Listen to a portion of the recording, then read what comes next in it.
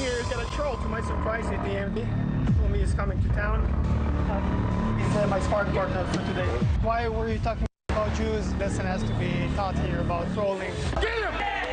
Oh, sorry. Just finish it. That is Jewish UFC fighter Natan Levy smacking down a supporter of far-right and openly anti-Semitic troll Nick Fuentes. That supporter had been talking smack to Levy online and bizarrely challenged him to a fight. And even though the white supremacist was claiming he had a chance because he too was a fighter and believed he had the power and size over Levy, let's just say it didn't end well for the fighter. We'll show you the end of it in a moment. Levy, who will join us in a moment, is from Israel, also goes by the nickname Lethal, and doesn't take kindly to hatred against Jews. He's really concerned by the rise in anti-Semitism we're seeing on college campuses. That's why earlier this month he took his training in mixed martial arts directly to Harvard to teach a self-defense class to Jewish students.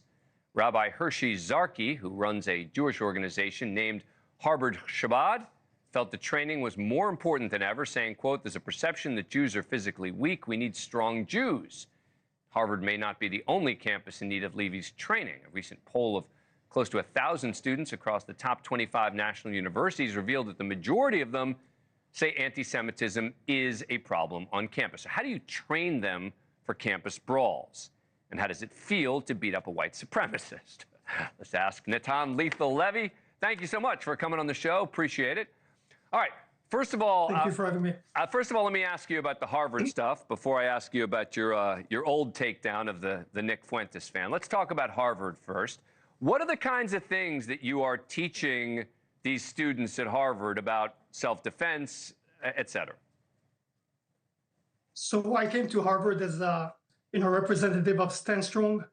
That's an organization that helps Jewish and other individuals feel more safer and confident.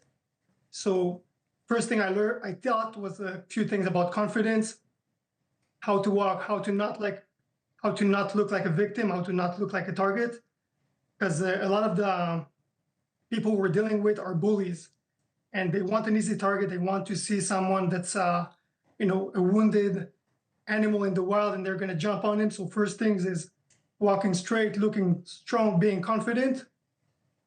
And after that, of course, comes the physical. If we ever unfortunately need to use it, how to throw a punch, how to throw a kick, how to de-escalate when possible, and how to finish a fight when you have to.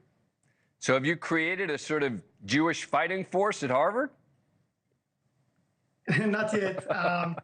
Again, my main goal is not to fight whenever possible, to de-escalate. But I do want Jewish people, around the world to be safe.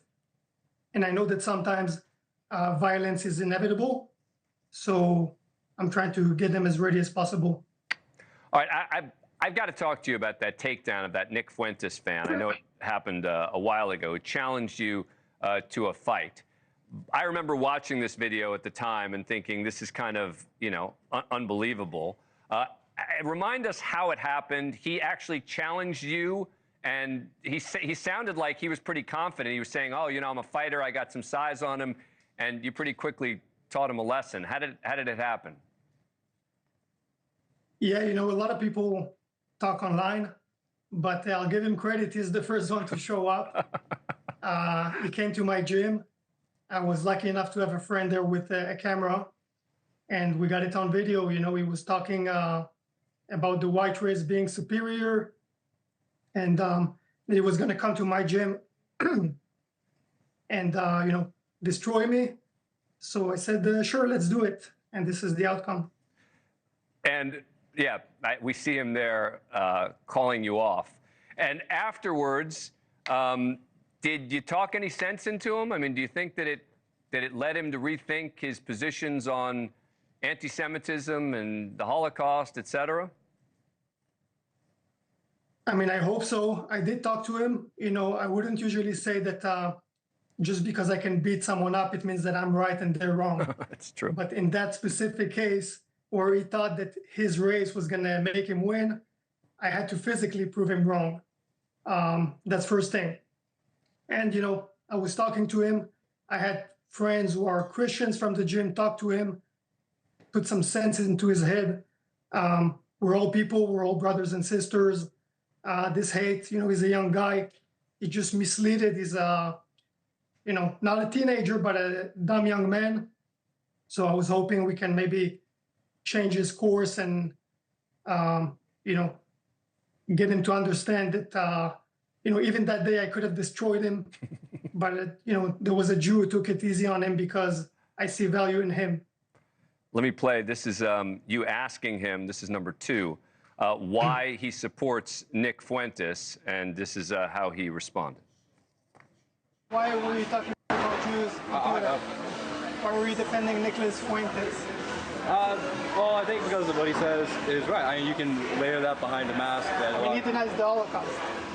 I think it's more revisionist. That was before the fight, right? Yeah. Again, a dumb young man, he'll tell you that the Holocaust, 6 million didn't die. Okay, no problem. I'm open to conversation.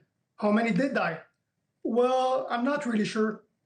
Then you don't know what you're talking about, and you're just repeating things like a parrot that you saw online.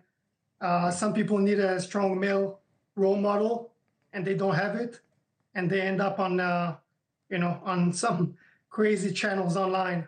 But maybe go into martial arts training or into the army and get stronger mentally, physically, and get a good moral compass. Thanks for watching. Go to joinnn.com to find NewsNation on your screen. And don't forget to click the red subscribe button below to get more of NewsNation's fact-driven, unbiased coverage.